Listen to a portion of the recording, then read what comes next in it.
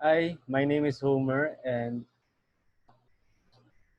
welcome to today's discussion on chain rule and implicit differentiation. Okay, so we have three examples here. So just in case, sagutan nyo muna before mag-proceed sa video. So you can pause if you'd like to answer first. So let's start with number one.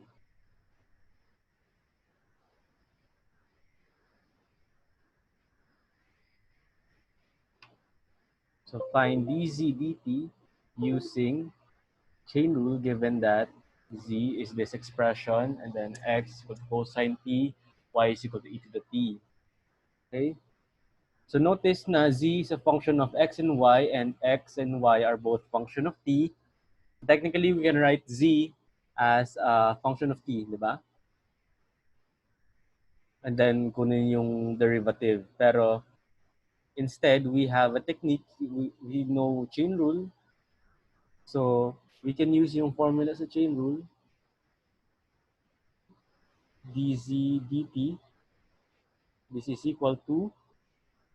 Okay, so kung hindi masyadong natatandaan yung formula, you can always try to visualize yung tree of dependency, z, di ba? Ang z ay function of x and y, and then ang x ay function of t, y function of t. So, parang kailangan lang nating i-add yung lahat ng paths from z to t. So, ganun yung idea sa tree of dependency. So, partial ng z. So through x muna, partial ng z with respect to x, and then derivative ng x with respect to t, and then sum with partial ng z with respect to y times derivative ng y with respect to t. Okay, so ito na yung formula for using the chain rule. So solve na natin yung dz dt. So partial ng z with respect to x ay 1/2 square root of x squared plus y squared. Then by chain rule, derivative ng x squared plus y squared is just 2x. Kasi i-treat natin, di ba, yung y as a constant, same with respect to x. And then dx dt is negative sine t plus we have 1/2 square root of x squared plus y squared.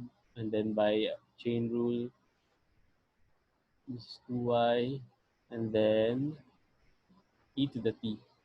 Okay, and then lastly, express na lang natin in terms of t, yung x and y. So, let's simplify konti. Yung x is equal to cosine t.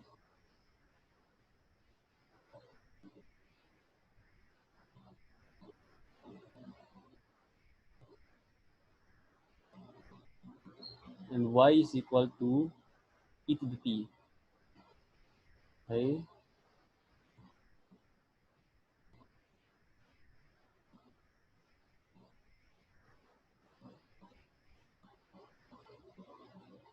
Okay. So, that's for number one. For number two, we have function w it could be expressed in terms of x, y, and z. No? W is equal to x cosine of yz squared. And then each of those x, y, and z functions of t. So, kind of similar yung gagawin. We have to find the rate of change of w with respect to t. Ibig sabihin ng dw dt at t equals 0. And then evaluate natin when t is 0. So, dw dt, this is using yung technique natin ng chain rule. Again, kung nalilito sa formula, you can look at the tree of dependency ulit. Pero different yung ano ngayon, no? Kasi yung w, meron tayong tatlong variables x, y, and z. Okay, so partial ng w with respect to, parang isipin natin na i-add natin yung lahat ng paths from w to t. So partial ng w through x muna.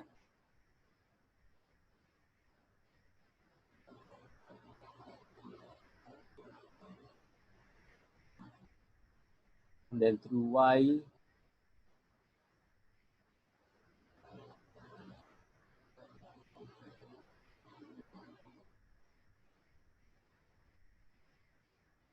and through z.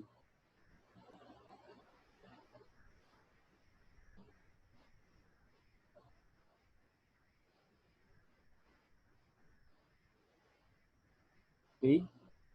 So, compute natin one by one. Partial ng w with respect to x. So, constant lang itong part na to. Okay? And then, dx dt is cosine t. Partial ng w with respect to y. So, x tapos negative sign ng yz squared. And then, chain rule pa, derivative ng yz squared. So, parang constant yung z squared. So, let's write negative x z squared sine of yz squared. And then, dy dt is 2t. And then, the third one, ano tayo, no? Partial with respect to z. So, constant yung x. Tapos, magiging negative sign. So, ito na minus negative sign yz squared. Constant yung derivative ng nasa loob. So, 2yz. Parang constant yung y. So, 2yz sine of yz squared. And then, dz dt is 2e to the t. Okay, and then express na lang natin finally in terms of t. So, cosine, yung yz squared, laging lumalabas, no? So, compute natin ano ang yz squared. Z squared is 4e to the 2t. So, ano, yz squared is 4t squared e to the 2t. 4t squared e to the 2t. Okay, clear? Yz squared yan, no? Yung y, ito yung 4e to the 2t yung z squared. Okay, cosine t plus, okay, ano yung x z squared. So, nag-multiply lang ng sine t. So, we have, sulat natin dito ng maliit. Sine t, tapos meron kang 4e to the 2t. Meron kang pang 2t sa labas. So, we have minus pala to, no? Minus. Anyway, lagyan natin. Minus 8t sine 8t e to the 2t sine t, and then sine ng 4t squared e to t. And then, ito naman, may sine t, may t squared, may e to the 2t, tapos may 2e to the t din dito sa side. Ano namang kalalabasan? Hindi pala ito ano. Z is 2e to the t. Yan. So we have 8. 8 pa rin, no? 8t squared e to the 2t sine t, and then sine of 4t squared e to the 2t. Okay. And then, so ito na yung dw dt. Evaluate lang natin at t equals 0. So dw dt evaluated at t equals 0. So, yung sa first term, so magiging cosine 0, 0 lang here. Cosine 0 times cosine 0, 1 lang yan, no? 1 times 1. And then here, may factor na t, so mag-0 lang lahat. Okay? Wala namang problem sa iba kasi continuous functions naman yung e and sine. So, hindi tayo magkakaroon ng ano dyan, ng problem. Laging defined at any real number. So, mag-0 yung second term. Third term mag-0 din. So, this is just equal to 1. Number 3 naman tayo. Last problem for today. Well, this is part 1 for chain rule and implicit differentiation. No? So, sa next part na yung next set of exercises.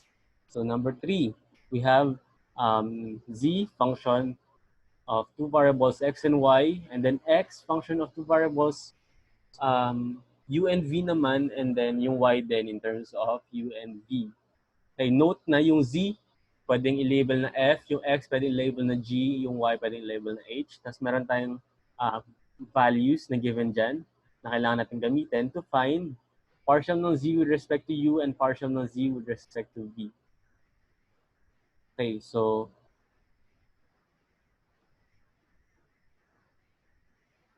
partial ng z with respect to u, drawin natin yung tree of dependency para makita natin yung kung paano yung formula for chain rule.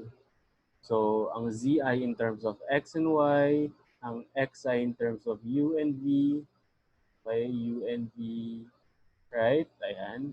And then, so, to get dz,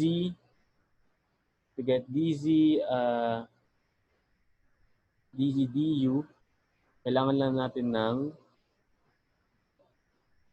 lahat ng paths from z to u. So, partial ng z to x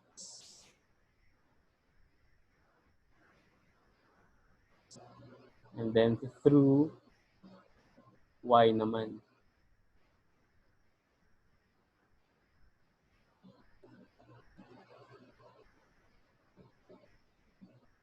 Okay? And then, isa-isa yung partial ng z with respect to v through x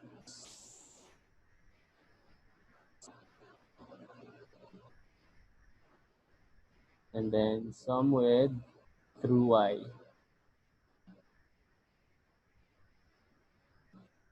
Okay?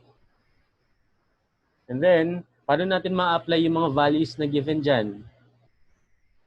Ayun nga, kasi parang nag-iba lang ng label.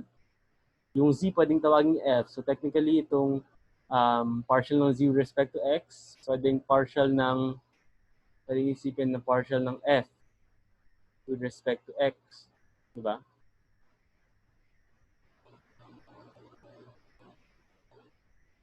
Yung partial ng x with respect to u, pwede siyang partial ng g with respect to u.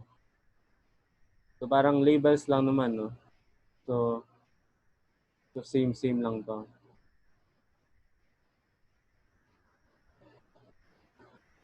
And then, yan na yung notation natin na f sub x, and then g sub u, tapos f sub y times h sub u. So, ganun din dito sa partial ng z with respect to v. So, pwede yun ma-skip yung second part. So, this is f sub x times g sub v plus f sub y times h sub v. Okay? So, ito pa lang yung expression for partial ng z with respect to u and partial ng z with respect to v. Need na natin ng or using yung particular value when u is equal to v is equal to 1, ano yung x? X is equal to g of 1, 1. And meron tayong value ng g of 1, 1, that is 2. And then yung y, or h of 1, 1 equal to negative 1. Okay, so therefore, yung value ng partial ng z with respect to u when u is equal to v is equal to 1, yan yung f sub x. Note na yung f in terms of x and y. So when u and v ay 1, ang x and y ay 2 and negative 1. And then g in terms of u and v, susulat muna natin na